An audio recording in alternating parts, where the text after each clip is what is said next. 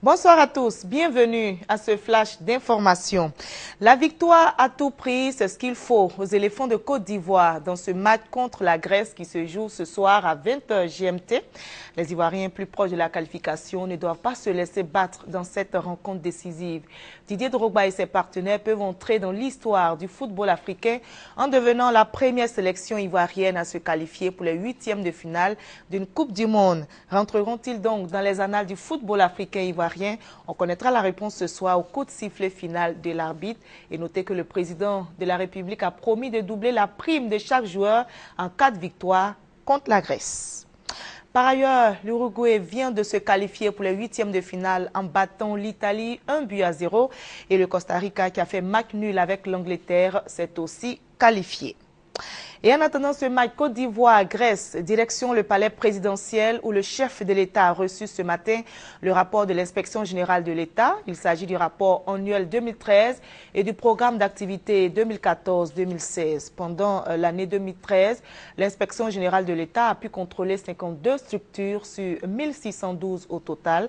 L'objectif affiché de l'inspection générale de l'État est de promouvoir la bonne gouvernance. Nous y reviendrons dans notre édition de ce soir.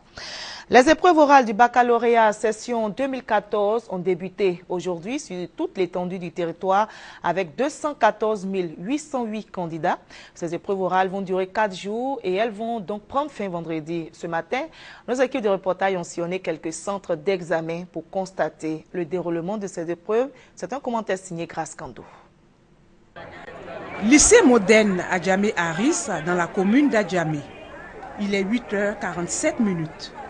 Les candidats au bac session 2014 attendent devant le portail. Depuis 7 heures, nous sommes là, il n'y a personne. Nous sommes arrêtés devant le portail. Personne ne nous répond. Alors qu'il est 9 heures. C'est hier soir que nous avons reçu la convocation. Et donc ce matin, quand nous venons, il est 9 heures, il n'y a rien encore, aucune liste est affichée. Une situation que tentent de justifier les responsables du centre.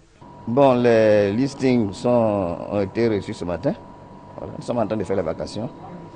Et nous pensons que d'ici qu'ils finissent 10 heures, on va au plus tard démarrer.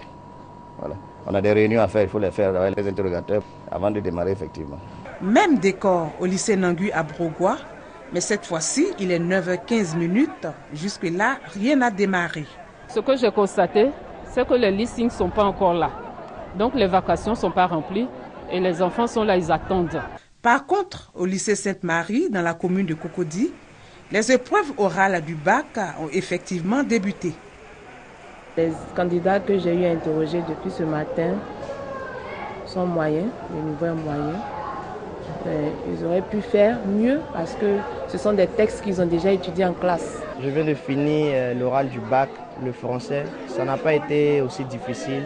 Je crois que j'aurai le bac. Voilà. Le sujet n'était pas trop compliqué vu qu'on a déjà traité ça en classe avec les professeurs. C'est sur l'œuvre, le soleil des indépendances d'Amadou Kourouma que je suis tombé. Donc ça s'est bien déroulé. Et pour les responsables de ce centre, tout se passe bien.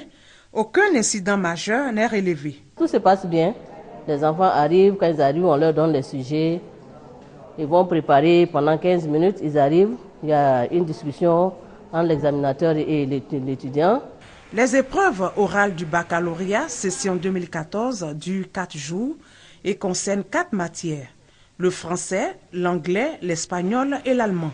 Plus de 200 000 candidats sont en lice sur le plan national.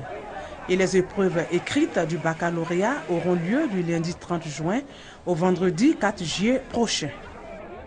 Hors de la Côte d'Ivoire, au Nigeria, au moins 30 personnes ont été tuées dans une série d'attaques au nord-est du pays et 60 femmes et jeunes filles ont été enlevées. Ces rapts sont attribués à la secte Boko Haram qui multiplie les exactions dans cette partie du pays, à savoir l'État de Borno. Les réactions se multiplient à travers le monde après la condamnation hier en Égypte de 3 journalistes d'Al Jazeera. L'ONU et plusieurs pays, dont l'Australie, dénoncent un procès inéquitable des journalistes condamnés à des peines de prison de 7 à 10 ans. Les États-Unis appellent les autorités égyptiennes à gracier les 3 journalistes, mais le président Al-Sisi retorque qu'il ne peut s'ingérer dans les affaires judiciaires. Peut-être un espoir de paix en Ukraine. Vladimir Poutine a demandé aujourd'hui au Parlement russe de lever l'autorisation d'intervention militaire en Ukraine. Un autre signe de détente puisque les séparatistes pro-russes dans l'est de l'Ukraine ont accepté un cessez-le-feu provisoire, une courte trêve qui prend fin vendredi mais qui est saluée par les populations.